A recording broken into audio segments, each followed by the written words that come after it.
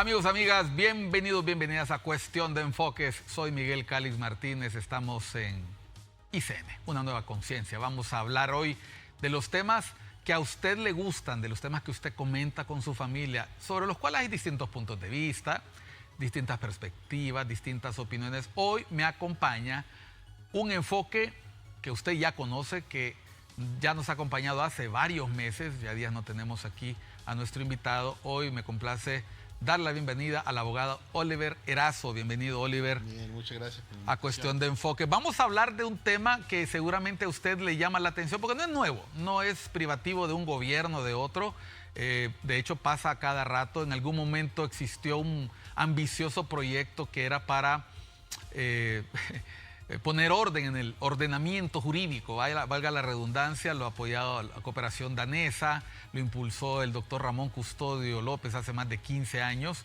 ¿Y a qué obedecía? A que teníamos en aquel momento más de 4.000, 5.000 leyes, tratados, normas, convenios, reglamentos, todo chocando el uno con el otro, y tenía el ambicioso propósito, este proyecto, de poner orden en ese desorden. Pues vamos a ver que después de tantos años, aquel ejercicio que apenas lo intentó con las leyes que tenían que ver con niñez, pues sigue siendo necesario, y para eso pues nos acompañamos de un destacado miembro del foro, un abogado. Hoy no vamos a hablar como abogados, hoy vamos a hablar para que usted entienda, porque si lo ponemos en términos complejos, estamos hablando de una distorsión normativa. Sí, mira, yo creo que llegó el momento, o estamos en el tiempo en Honduras, que debemos de hablar de forma sencilla para que los 10 millones de hondureños nos entendamos y volvamos a construir esa cohesión social.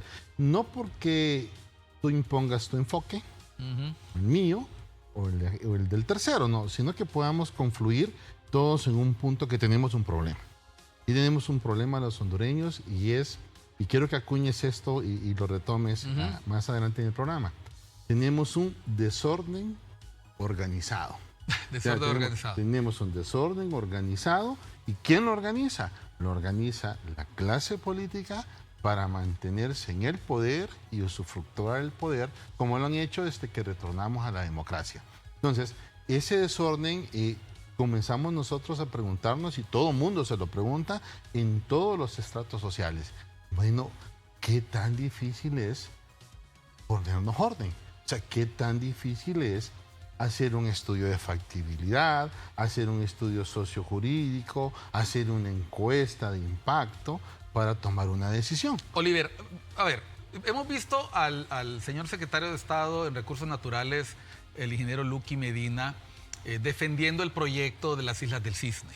Es parte de su rol en la parte ambiental, porque en la parte de seguridad debería haber algún penitenciarista explicándonos las ventajas de hacer una cárcel en una isla remota, desierta, a contrapelo de lo que se viene haciendo en los sistemas penitenciarios modernos, ¿verdad? Y aquí no matemos al mensajero. Si la embajadora Dogu lo dijo, es porque ellos están cerrando cárceles como Alcatraz y cárceles que están en las...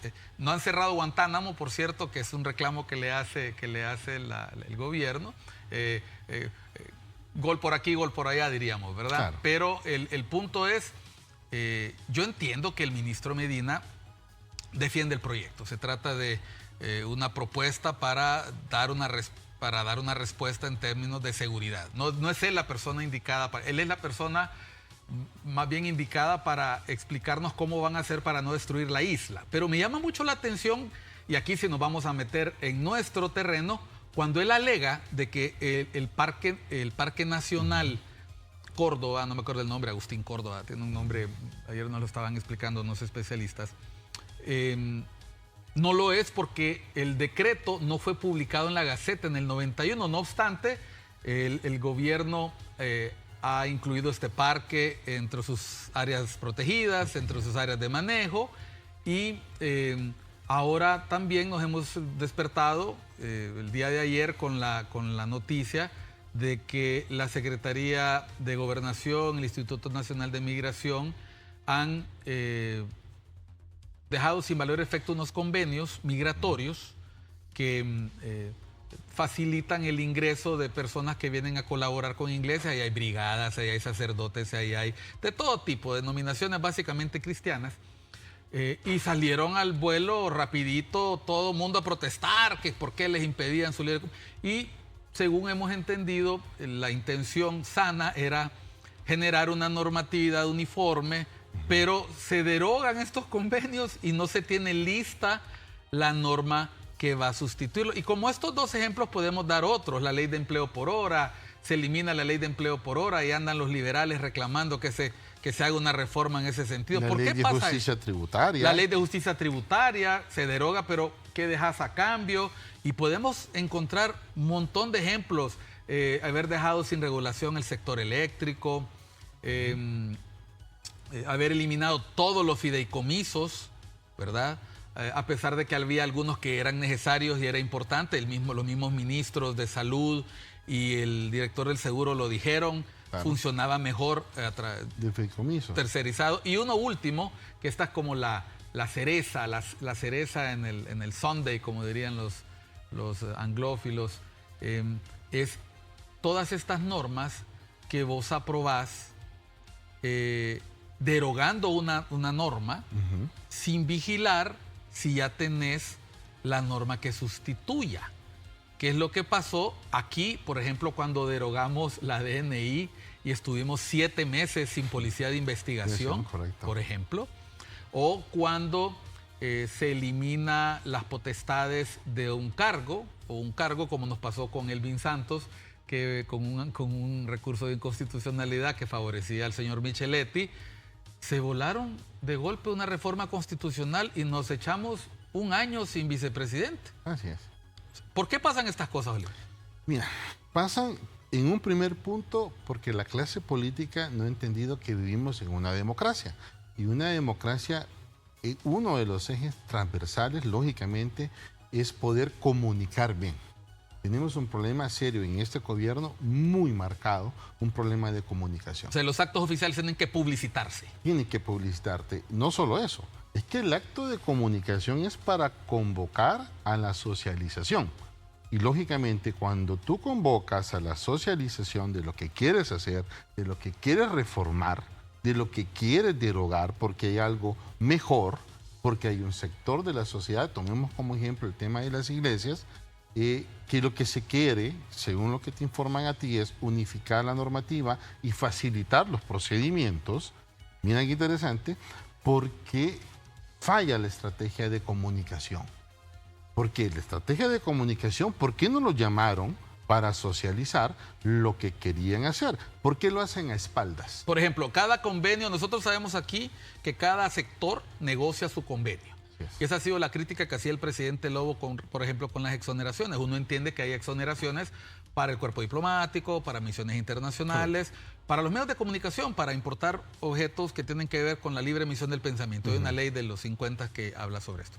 Pero ninguna de esas leyes te permite importar objetos que no son del rubro o extender estos beneficios. Tengo entendido que hay algunas organizaciones basadas en la fe que tienen ese privilegio. Me imagino yo que si la Iglesia Católica negocia un convenio y los mormones negocian un convenio y los evangélicos negocian un convenio y los adventistas negocian otro convenio, es muy probable que si no se hicieron en el mismo tiempo y el que negociaba el convenio era adventista, era católico, evangélico, seguramente les da algunas prerrogativas de entregar un papel en un lado y no entregar otro papel. O sea, para mí el sentido común es eso, uniformar, que cualquier persona que venga en brigada, que venga en misión, etcétera, se le facilite el proceso, una ventanilla única, un proceso unificado.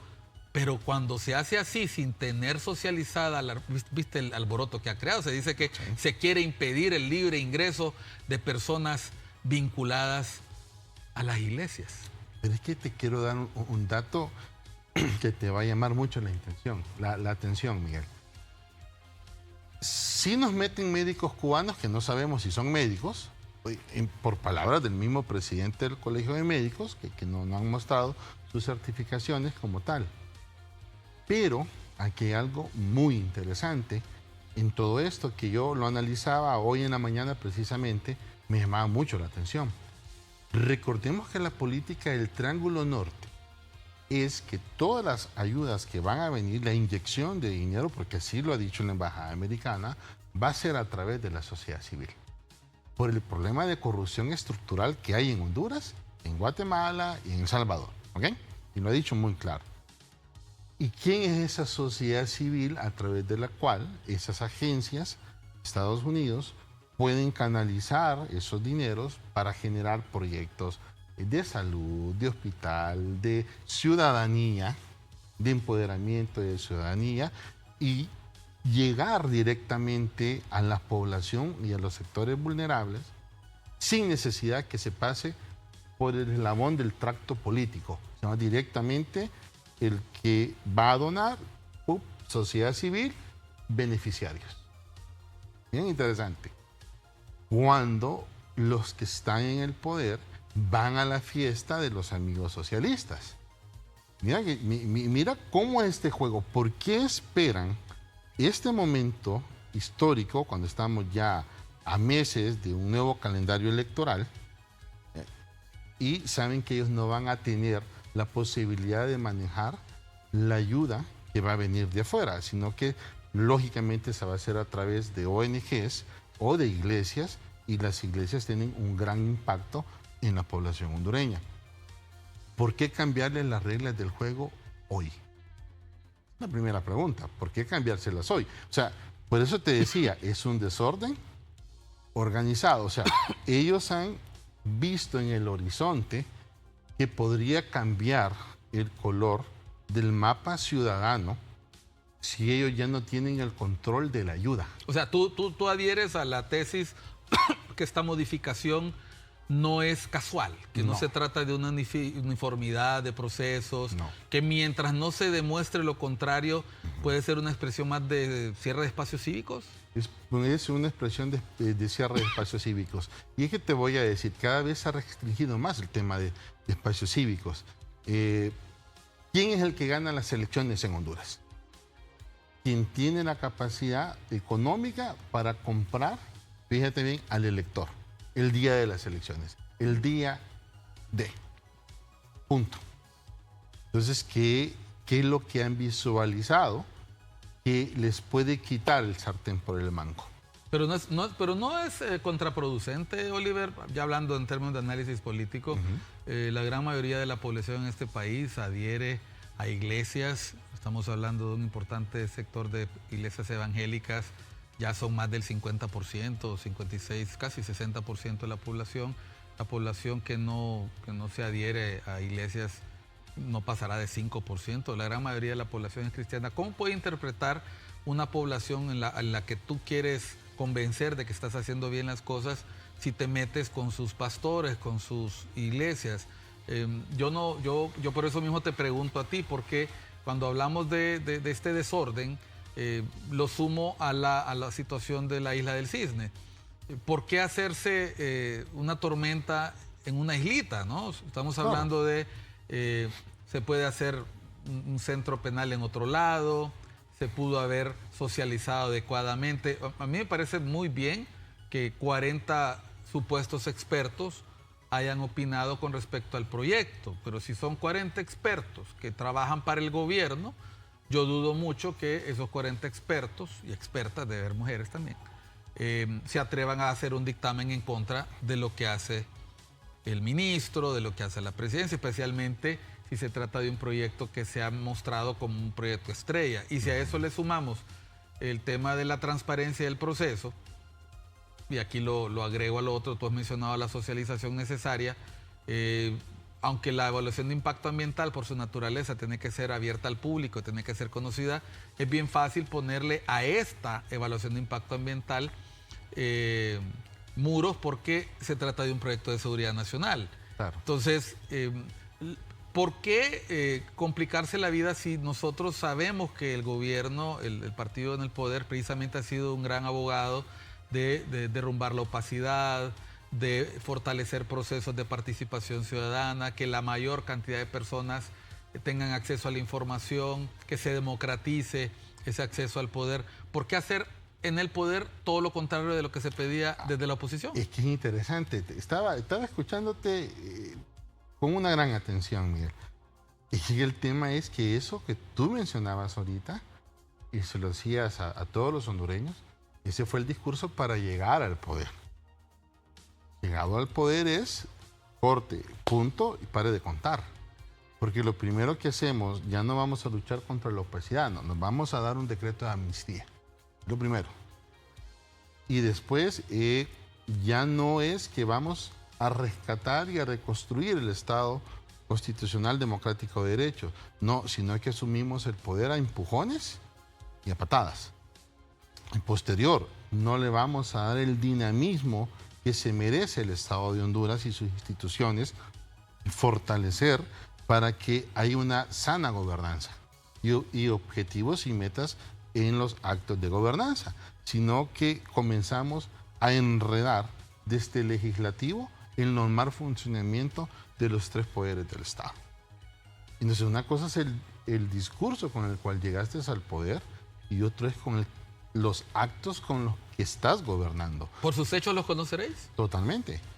Totalmente. Mira, por eso te dije yo, este es un desorden organizado. O sea, eso de pullar a las iglesias y que se sabe que la gente se va a sentir ofendida y que inmediatamente va a relacionar ese hecho social con Nicaragua y con sus sacerdotes presos.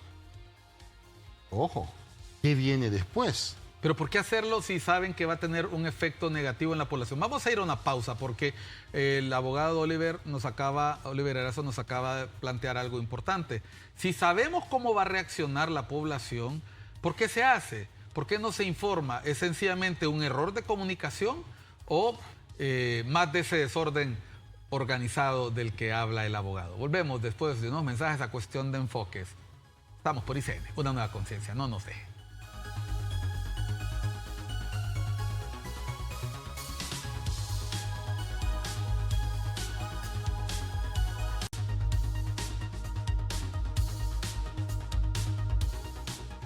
Continuamos en Cuestión de Enfoques, estamos en ICN, una nueva conciencia. Se ha generado revuelo por una publicación en la Gaceta en la que se hace pública la derogación de unos convenios. Se dejan sin valor y efecto unos convenios que se tienen con iglesias. También en los últimos días se ha generado mucha discusión pública en redes sociales por el llevado y traído proyecto de una nueva cárcel, de un nuevo centro penitenciario en las Islas del Cisne. Pero no es el único conflicto. También los canales oficiales del Estado han estado presentando la opinión de respetables policías y miembros de las Fuerzas Armadas que han afirmado, sin medias tintas, que hay una participación importante de miembros de la sociedad apoyando estructuras del crimen organizado, oponiéndose a las medidas de seguridad y de manera muy maliciosa algunos funcionarios y algunos de estos bots y grupos de respuesta están vinculando a que cualquier persona que se oponga o critique o cuestione las medidas que el gobierno está promoviendo es un aliado, es un socio del crimen organizado. Llama mucho la atención porque este argumento también lo escuchamos en gobiernos nacionalistas y en gobiernos liberales. Y no me extrañaría que empiezan a llamar subversivos a la gente, ¿verdad? A ver, Oliver, ¿por qué tan poca tolerancia a la crítica si algo se está haciendo mal y el que te lo está diciendo no te lo está diciendo de manera grosera, sino que te está señalando, por ejemplo, el tema de la Sisi, ¿ah? Naciones Unidas ha pedido una serie de condiciones, el gobierno quiere hacer las cosas a su modo, pero Naciones Unidas dijo, si usted quiere tener el sello de Naciones Unidas, va a ser así. ¿Ah? Okay. El que pone el dinero pone la canción del mariachi. O sea, exactamente. Correcto. Además, la experiencia de Guatemala les dejó lecciones y el fracaso en El Salvador les dejó lecciones. No quieren meter la pata otra vez. Correcto. Mira, y tocaste un tema fundamental y el pueblo hondureño lo va a disfrutar ahorita que lo conversemos. ¿Quién es el culpable según el coordinador de Libre? ¿Quién es el culpable de que no se instale la Sisi? Las Naciones Unidas, porque están pidiendo cosas imposibles de pedir. Ok. ¿Quién es el culpable entonces de los mareros, de los asesinatos, de los secuestros y toda esta atrocidad que está pasando en materia de seguridad? Tú y yo, porque decimos, no, están equivocados. Eso no es lo correcto. Entonces, aquí el tema es una estrategia de comunicación reflejo. O sea, lo que yo estoy haciendo mal, no lo estoy haciendo mal yo. Son ustedes los culpables. ¿Es el pueblo hondureño el culpable? ¿Por qué? Porque nos está criticando que lo estamos haciendo mal. Bueno, hay una responsabilidad compartida en los problemas sociales de este país, ¿verdad? Indiscutiblemente. Principalmente la clase política que ha tomado y los grupos de poder que han tomado decisiones históricamente en este país nos han heredado condiciones estructurales que son difíciles de superar. Pero para eso se buscan los talentos apropiados en cada puesto, en cada cargo, para que lideren los cambios. Tú has dicho la palabra correcta, los talentos. El tema es que yo busco los talentos en este periodo de gobierno y estamos como aquel rótulo que habían puesto los muchachos, ¿dónde está el dinero? ¿Va? Aquí es, ¿dónde están los talentos? O sea, ¿dónde están los que están gobernando? O sea, ¿dónde está la institucionalidad? ¿Me entiendes? O sea, y eso es repetido. Mira, sucede que no hay salud. El problema es los enfermos porque llegan a la unidad de salud.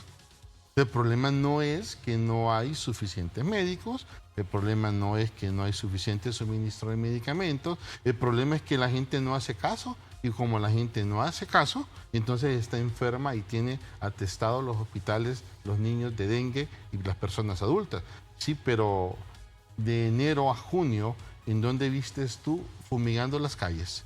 ¿En dónde vistes tú los operativos del abate en las casas como se miraba hace 10, 15 años atrás?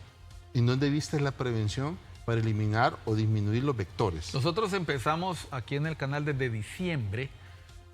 Invitamos a alguien que no sabíamos en ese momento que se iba a convertir en el director del Hospital San Felipe, a un muy buen amigo, al doctor Alex, y él ya en diciembre nos estaba haciendo advertencia de lo importante que era prepararnos para las enfermedades de vectores, porque solo por el anuncio climático, solo por el tema de la niña y las lluvias que se anunciaban, iba a venir difícil. Luego tuvimos al doctor Kenneth Rodríguez, que también es un conocedor del tema, y nos decía que la principal prevención empieza en casa, hay que involucrarse, pero para eso se necesita el liderazgo de autoridades, alcaldías, gobierno central, iglesias, todos los espacios de socialización. Para eso entiendo yo que sirve el ejercicio de conciliar posiciones, pero los problemas son viejos, o sea, uno puede planificar ante problemas viejos. Nosotros sabemos que tenemos problemas de delincuencia organizada aquí desde hace muchos años, sabemos que tenemos problemas de desorden normativo desde hace mucho tiempo. Total. ¿Por qué no organizarse bien para atender todos estos temas?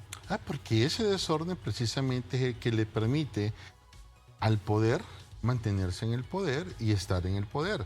Pero el día que se ordene el país, que comencemos a ordenarnos como tal, ya esa forma de mantener el poder y llegar al poder va a ser imposible. Te pongo otro ejemplo todavía más sensitivo de lo que estamos hablando. Hicieron las reformas constitucionales para los órganos electorales, ¿sí o no? ¿Qué las hicieron? Sí. Ok. Crearon un tribunal de justicia electoral. Vas a hablar de la ley de justicia electoral. No se ha aprobado eso. 2 años tienen los magistrados de haber mandado el proyecto al Congreso y nada. Bueno, ¿en qué parte del planeta tienes una justicia del tribunal electoral sin su normativa? ¿Y no se pudieron haber puesto de acuerdo el mismo día en marzo que aprobaron el nombramiento de los cargos? Ya tenían los consensos, ahora va a ser más difícil. Y por ahí pasa el poder. Por ahí pasan las impugnaciones. Porque yo no estoy de acuerdo que tú me ganaste en las urnas.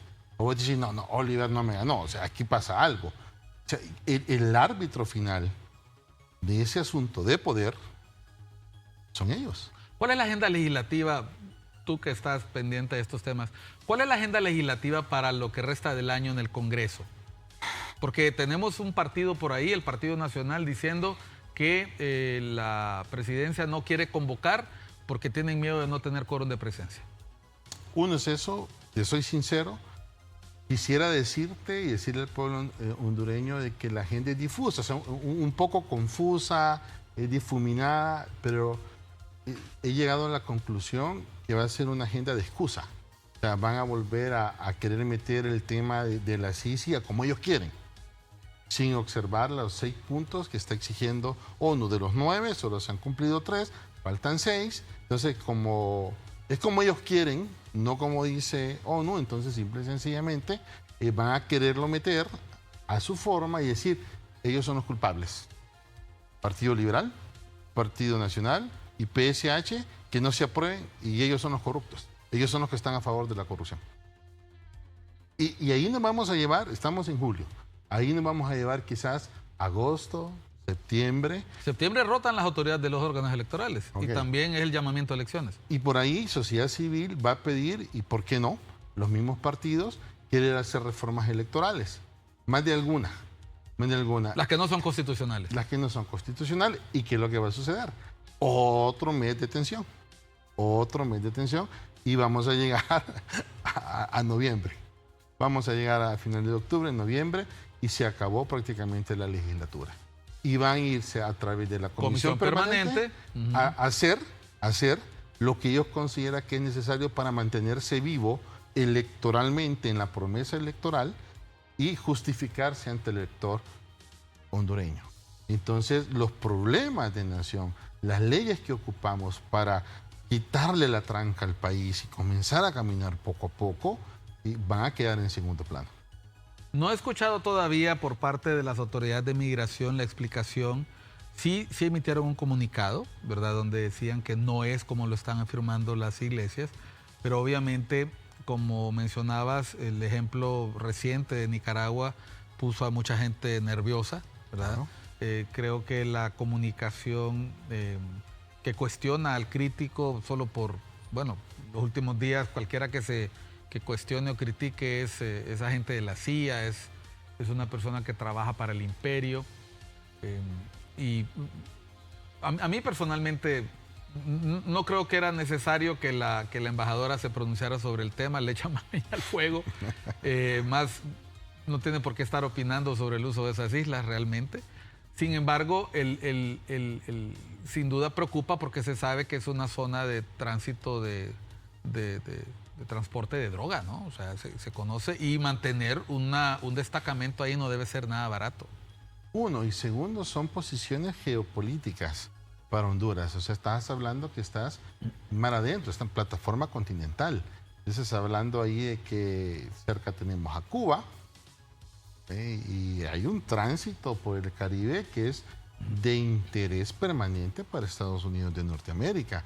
O sea, cuando por el lado del Pacífico tienes prácticamente cedido geopolíticamente a China. O sea, agarras al país vecino, El Salvador, la Unión, entramos al Golfo de Fonseca y tienes prácticamente posesionado China continental, esa zona. Qué interesante. O sea, de 3 bases, como en el béisbol, te tienen una ya ocupada. Es la del Golfo. Es la del Golfo. Solo nos queda, si lo miras geopolíticamente, Palmerola. Que por cierto hace unos días se hizo Caribe. bastante ruido con eso, planteando de la nada una organización de derechos humanos que no se pronuncia sobre los temas de derechos humanos, pero se ha pronunciado sobre ese tema político, para hablar de recuperar la base, al lado de Sotocano, en un momento geopolítico complicado. Muy complicado, y por eso te digo de que esto, si bien es cierto, comunican mal lo que les interesa comunicar mal, pero esto forma parte de una estrategia de comunicación de distracción permanente. O sea, así hemos estado. Dime tú, desde que asumieron el poder, ¿qué momento de paz ha tenido el pueblo hondureño? O sea, que salimos a trabajar y el Congreso está trabajando tranquilo, la presidenta está haciendo lo propio, intentándolo hacer de la mejor forma, las instituciones todas están trabajando. Al contrario, vienes tú como abogado y vas a hacer una diligencia al centro cívico gubernamental, si tienes suerte está abierto, no está tomado. Hace algunos días vimos una situación bien incómoda ahí, agresiones, un palique entre el presidente del sindicato de trabajadores de la Empresa Nacional de Energía Eléctrica y unos guardias, ¿no? Se lesionó, por cierto, Sí, o lo lesionaron. Y luego hemos visto, después de la salida del diputado Cálix de Libertad y Refundación, algunos de sus seguidores tomándose el centro cívico. Por cierto, el centro cívico lo hemos visto pocas veces tomado. La pandemia lo tomó, y lo tomaron los colectivos de Jorge Cálix. ¿Por qué? Tú ya planteaste tu hipótesis, tú planteaste que se trata de un desorden planificado, etcétera. ¿No será más de lo mismo, más desorden? ¿No sería más sencillo darle certidumbre a la gente para eliminar esta sensación de de zozobra en la que pasamos, que no sabemos qué va a pasar mañana. Estamos claros que las Islas del Cisne quedan allá en la Cochinchina, Claro. están súper lejos, pero tenemos el reto de las lluvias. Si esa granja penal, no sé qué es lo que piensan hacer, porque tampoco sabemos exactamente qué es lo que Es que piensan no hacer. sabemos qué es lo que No van a sabemos hacer. lo que piensan hacer ahí, porque ahora hablan de que se trata de una base mixta, que es un centro penitenciario y además una estación científica. Y ahora se está hablando del tema de poder ejercer soberanía en la isla. Pero vamos, Miguel, ¿en dónde en qué planeta juntas científicos con delincuentes? En un mismo espacio. Bueno, en la Segunda Guerra Mundial muchos de esos científicos terminaron siendo delincuentes y trabajando para otra potencia. Pero lo que te digo es que no pinta bien, especialmente Claro. para el pájaro bobo, no pinta bien para las especies endémicas, Claro. no pinta bien para la barrera coralina, lo ha mencionado la gente de la coalición ambiental. Yo veo buenos hombres aquí, ingenieros, Claro. forestales, especialistas ambientales. Me ha parecido muy grosero escuchar que se les insulta. No se les da apoyo nunca, no se les da plata nunca. Y cuando alzan la voz se les acusa de cualquier cosa, hasta de emisarios del crimen organizado. Entonces, volviendo a este propósito, la ley, como abogado, la ley debería servir para regular nuestras relaciones, normar, poner orden. Si tuviéramos que darle alguna recomendación a los amigos del sector gubernamental, que queda poco tiempo de gestión ya, ¿qué pueden hacer para que su legado sea permanente? Porque a mí me da miedo que cualquier cosa buena que está haciendo el gobierno, porque están haciendo cosas interesantes, la alfabetización, están reconstruyendo centros escolares, están intentando iniciar una serie de obras con los hospitales que van para adelante, etcétera. Hay una serie de obras. A mí no me gustaría que el día de mañana otro gobierno venga a decir que este gobierno no hizo nada. Es que fíjate que tenemos que volver a rescatar el respeto entre los mismos hondureños. Y parte de eso es el respeto de la ejecución de las obras en el poder. Por eso, mira, por eso es importante circunscribirnos en el plan de nación. Es una disposición constitucional. O al menos en el plan de refundación, que es el que tienen ellos. Sí, no importa que le pongan el apellido que quieren, pero que esté marcado dentro de la norma constitucional. ¿Por qué? Porque no podemos seguir en esta. Es que, ¿cuántas paredes le hacen falta a Miguel a esa escuela? Le faltan, no, solo 2. ¿Pero quién la comenzó? Es que la comenzó Oliver. Ah, no, lo que comenzó ese jodido yo no lo sigo. Y tienes 1000 niños esperando el centro escolar. O sea, no puedes seguir, o sea, con ese tipo de clase política. Y que esto responde también a un estilo de gobernanza. Mira, este estilo de gobernanza, de crear polarización social, recuérdate tú en el 2009 cómo estábamos. Hagamos un parangón del estilo de gobernanza y te vas a dar cuenta que en casa como pieza de rompecabezas. Es el mismo tema, desorden, polarización, una cosa tan sencilla, lo magnifican, lo enredan, lo entropecen y al final el que está perdiendo es el pueblo hondureño. O sea, aquí lo que ocupamos realmente son políticas públicas claras y que puedan ser continuas. El tema es que no tenemos políticas públicas. Vamos a hablar en el siguiente segmento si es factible con el ambiente actual en que los políticos nos han demostrado que sí son capaces de ponerse de acuerdo cuando de elegir funcionarios en órganos colegiados se trata, si es factible ponerse de acuerdo en los puntos básicos de dónde queremos ver a Honduras en el 2040, en el 2050 y por qué no lanzar al carajo esa predicción de un famoso escritor que dice que nosotros después del 2040 no vamos a existir. Vamos a seguir hablando con el abogado Oliver Erazo, acá en Cuestión de Enfoques. ¿A dónde nos lleva esta costumbre del desorden? ¿Podemos revertirla? Ya volvemos.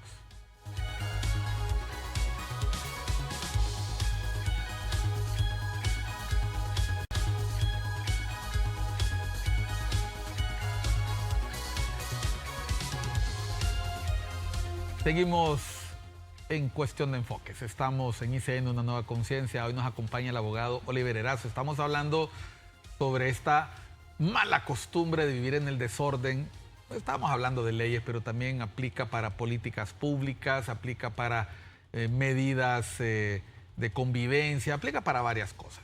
Nosotros aprobamos y luego con la mano izquierda desaprobamos. En vez de aumentar los requisitos para ingresar a las universidades, los reducimos. En vez de ponernos más estrictos con las leyes de tránsito, las relajamos. En vez de proteger nuestro medio ambiente, ponemos excusas para no hacerlo. Publicación o no del decreto ejecutivo que nombra a las islas, que no son islas del Cisne en español, son las Santanillas, como parque nacional.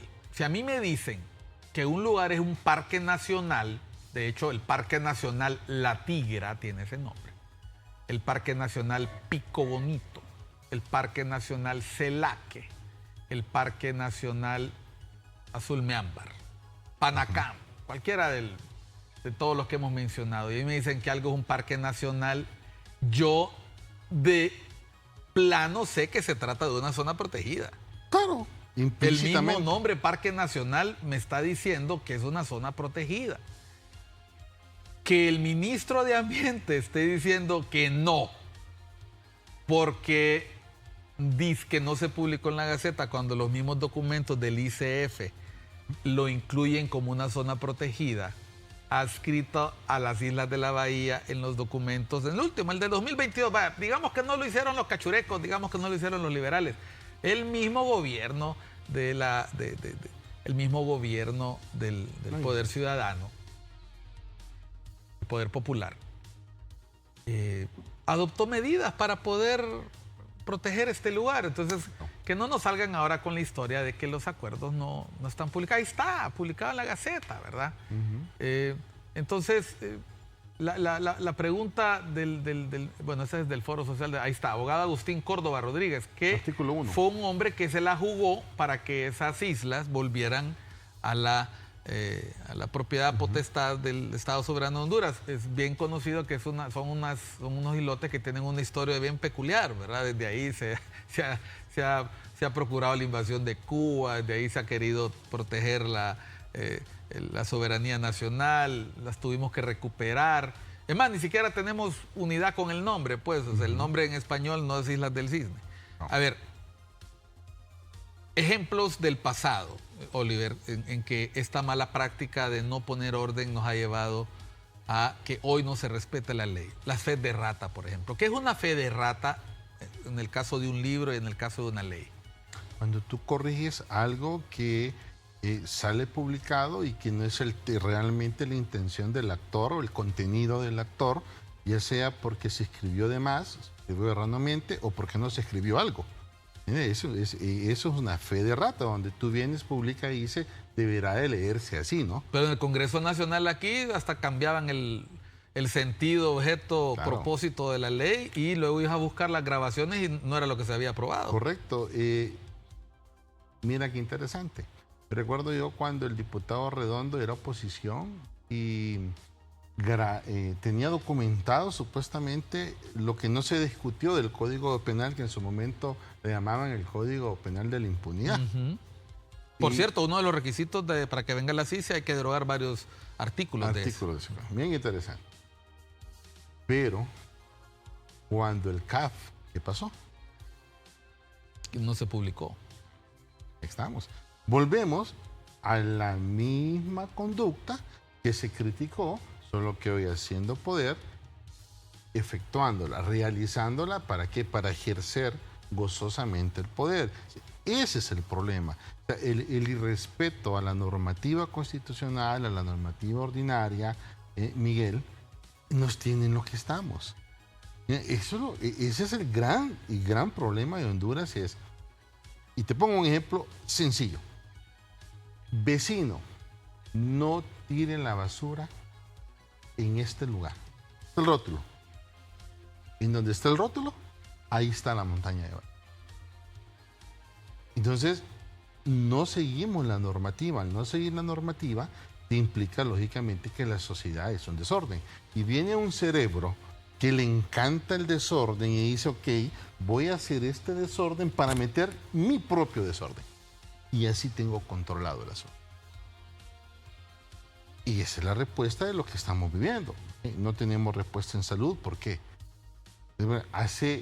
En noviembre, diciembre, tuviste un invitado que sí conoce del tema y advirtió que había que atacar el tema de vectores para evitar la desgracia que estamos teniendo de pérdidas humanas por el tema del dengue. ¿Se hizo caso? No se hizo caso.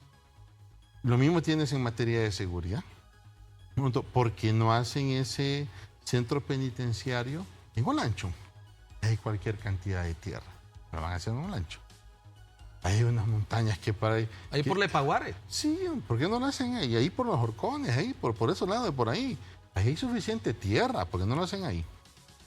¿Por qué irlo a hacer en una zona? Es que es bien sensitivo. Oliver me estaba haciendo un comentario fuera de cámara, cuando estábamos empezando el programa, del mal tino que tuvo el gobierno anterior de ir a instalar los centros penales de alta seguridad de Ilama y de Moroselí.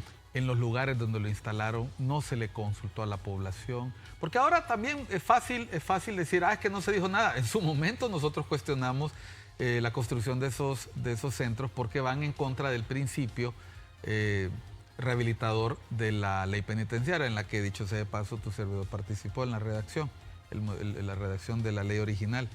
Esa ley, por cierto, no se aprobó en el gobierno liberal del presidente Zelaya porque en el Congreso, y esto exime al presidente Zelaya, en el Congreso se les ocurrió que esa era una ley que se había trabajado con sociedad civil en el gobierno anterior, ¿verdad? Y que habíamos trabajado con consultores y etcétera, nosotros como asesores externos, porque la había hecho el gobierno anterior, que dicho sea de paso, tampoco el gobierno anterior la quiso aprobar porque los obligaba a poner orden en los centros penales. Lo que te quiero decir es que la pelota se la tiran y al final, pudiéndose haber hecho una carrera penitenciaria, centros penales organizados, no, la clave era seguir en el desorden que en Río Revuelto, ganancia de pescado. Paréntesis, tú me pedías ejemplo. Vayámonos a ese tema que has tocado ahorita. Centros penitenciarios. ¿Cuántas desgracias en los sistemas penitenciarios y cuántas condenas en contra del Estado de Honduras por violación a derechos humanos, precisamente a los privados de libertad, nos hubiéramos ahorrado si le hubiéramos puesto un freno al desorden en ese tema? ¿Sí? Y es en todos los gobiernos donde encuentras tú casos puntuales donde los centros penitenciarios se han desbordado en una desgracia. En el caso de San Pedro Sula, cuando se incendió el centro penal, que murieron 107 internos, el Ministerio Público se empeñó en perseguir al director del centro penal, que curiosamente era el único que había cumplido su labor. Bueno. Dirigió cartas a cuantas autoridades pudo, tomó medidas para minimizar, para mitigar, vamos a hablar de medidas de mitigación, para mitigar lo que podía pasar, y eventualmente ocurrió la tragedia que él quería evitar, un incendio en el recinto donde estaban los pandilleros. ¿Qué pasa con estos funcionarios que quieren hacer bien las cosas, Oliver? Yo he visto que la acción del gobierno en este tema de las Islas del Cisne está generando división en Libre. Libertad y Refundación, muchos de los jóvenes, muchas de las personas militantes del partido se están pronunciando en redes sociales en contra de este proyecto, a pesar de que el sentido común dice que hay que proteger esta zona. Las voces ya no pueden callarse, las redes sociales hablan, y sí, en las redes sociales es impresionante la cantidad de personas afines al partido de gobierno e incluso independientes que están pidiendo a las autoridades que recapaciten. ¿Qué pasa cuando una autoridad está escuchando que se recapacite, que se revise una decisión y no lo hace? Es que fíjate que, primero, ¿qué pasa con esos funcionarios que sí dijeron, no, mire, no ese es el camino, lo correcto es esto? Ya no son funcionarios en este momento. ¿Por qué? Porque salían del encuadraje de la mente o de los cerebros que están detrás del ejercicio del poder. Bueno, vamos a ir a un mensaje final.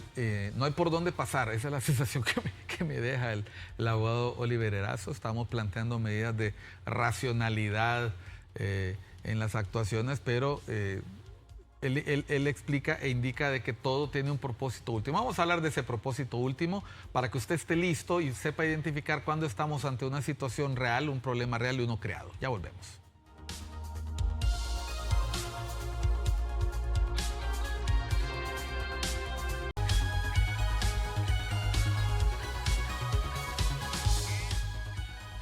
Continuamos en Cuestión de Enfoques por ICN Una Nueva Conciencia. Estamos con el abogado Oliver Erazo.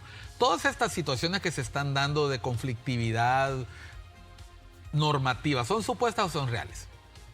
Son reales porque efectivamente chocan, porque efectivamente no hay socialización debida o completa realmente, sino en muchos casos parcializadas, sectorizadas, y con eso quieren venir a venderte de que ya está socializado y que todos los sectores y todos los operadores políticos están de acuerdo. Cuando llega al seno del legislativo es una catástrofe.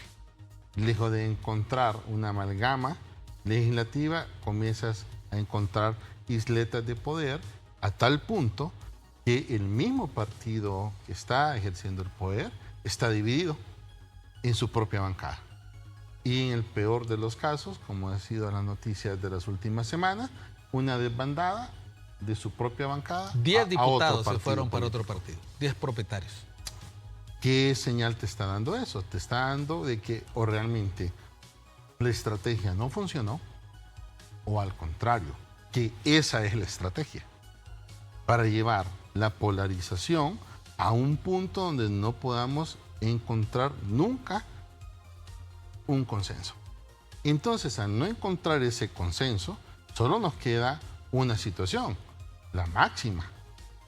Busquemos dónde podemos encontrar ese consenso y cuál ha sido el discurso revolcado de que ante una situación que ya no tiene remedio, solo hay una sola, constituyente, para que la clase política se pueda poner de acuerdo nuevamente y encuentre la ruta del consenso y de la construcción democrática.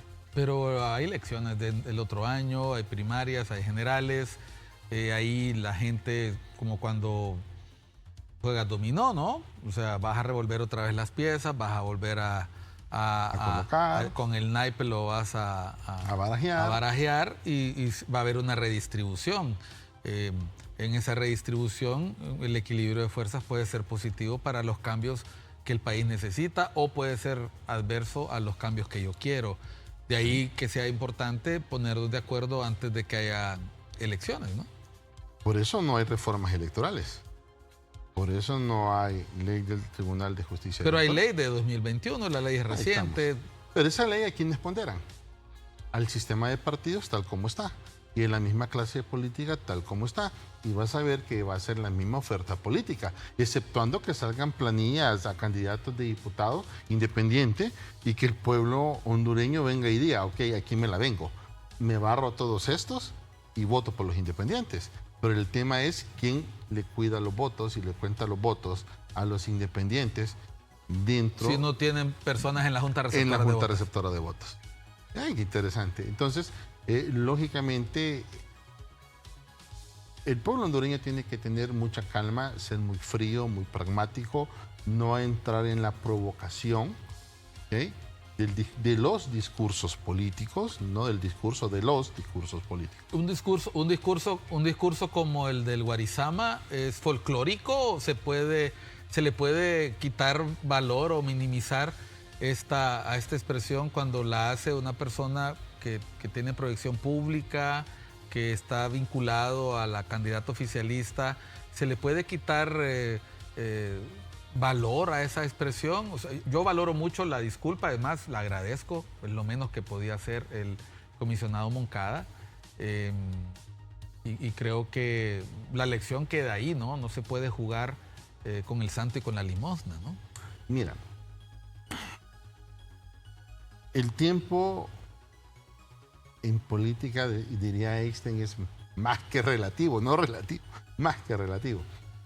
En el 80 quizás, si le hubiese dicho Rosuco, todos nos hubiéramos reído.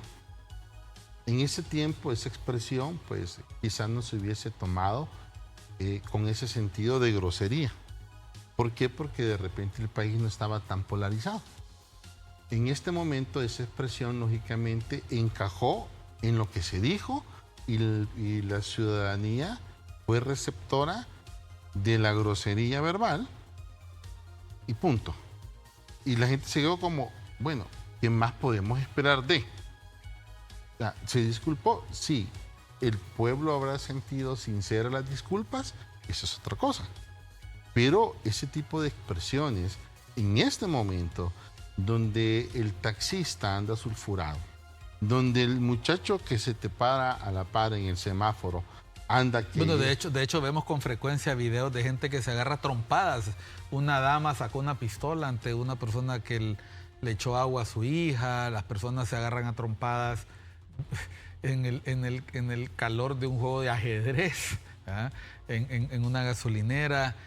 Han trascendido los detalles, que al parecer esta persona había sido provocada por la persona mayor, le va a provocar hasta que la persona estalló. Y Aquí, el que quedó de víctima fue el agresor, ¿no? No podemos generar, peor un operador político como él, discursos que inviten a la confrontación. Ya estamos confrontados. Ya estamos confrontados. Vamos, imagínate que vamos a un mitin político ahí. ¿Tú crees que la gente le creyó la disculpa? Al contrario, los que van a ir a hacer política ahí van a ir preparados.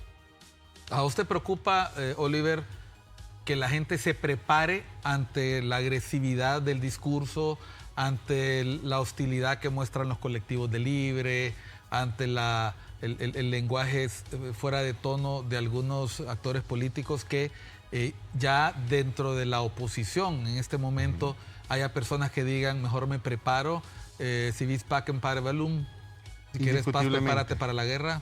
Totalmente, y es que yo creo que, te lo he dicho, creo que tengo como 2 años de estártelo diciendo, siento que el negocio de esas personas es que nos confrontemos para justificar el, lo, o esto, o aquello. Entonces, lógicamente, si no hay confrontación, el nivel de la curva de crisis baja. Y al bajar, quedan expuestos a perder el poder. Pero entre más confrontación y se logra meter el gen de la violencia en la sociedad hondureña, sabes cómo va a empezar, pero no sabes cómo va a terminar. Por ejemplo, Guatemala, 45 años en guerra, El Salvador, 12 años en guerra. ¿Y en qué terminó después el recuento de todo el daño a la sociedad civil? En que los muertos los ponemos, tú y yo. La clase política nunca pone los muertos. Porque al final la guerra es un negocio. Nos quedan 2 minutos, Oliver, si quieres dirigirte a la gente que nos escucha. Gracias, son para vos. Bueno, el pueblo hondureño debe de mantener la calma. Hoy más que nunca ocupamos ser ciudadanos proactivos y no reactivos, con mucha calma, pero con mucha decisión y determinación de cambiar el actual estado de cosas de forma pacífica y democrática en la urna. Nuestro poder como ciudadanos es el poder de decidir en las urnas. Es decir, no caer en la provocación, no dejar que este desorden se convierta en un pretexto para una acción grosera. Es decir, por ejemplo, Podemos, y es lo que he estado destacando yo en mis redes sociales, nada mejor que escuchar los argumentos de los científicos, de las personas que saben del tema penitenciario, de las personas que saben de seguridad, no atacar a la persona, no matemos al mensajero en el sentido figurado, no nos fijemos en el color de la camisa, puede estar diciendo verdades y aunque no nos gusten, es un ejercicio de mucha tolerancia, respetar esas opiniones y se puede disentir, pero se puede debatir y discutir. No crea usted que estamos de acuerdo en todo lo que se ha hablado acá. De hecho, con Oliver nos toca a diario enseñárselo a los estudiantes, a las estudiantes. Uno puede discutir y debatir y conversar y seguir siendo amigo. Así es que en la diversidad de pensamiento y en el disentimiento está la grandeza de un país. No en la uniformidad. La uniformidad lo que te genera precisamente es desorden, porque yo quiero imponer la uniformidad del pensamiento. Eso es detestable. en la variante, en la colectividad, en los diferentes tipos de pensamiento y de visiones, está la construcción del país que nos merecemos. Bueno, superemos esa cultura del desorden, ya sabemos hacia dónde lleva, no unifica criterios, podemos ponernos de acuerdo en esos objetivos mínimos factibles. Queremos sacar todos a Honduras del subdesarrollo, si queremos que sea un país independiente, si queremos que sea un país que saque el máximo provecho de su talento, recurso natural y su talento, el más importante, el humano también. Así que sea usted parte de los que construyen, no de los que destruyen. Sea usted parte de los que quieren convivir en paz y no en el desorden. Eso es todo. Gracias a ustedes que nos han acompañado en Cuestión de Enfoques. Soy Miguel Cáliz Martínez. Siga disfrutando de la programación de ICN, Una Nueva Conciencia. Feliz día.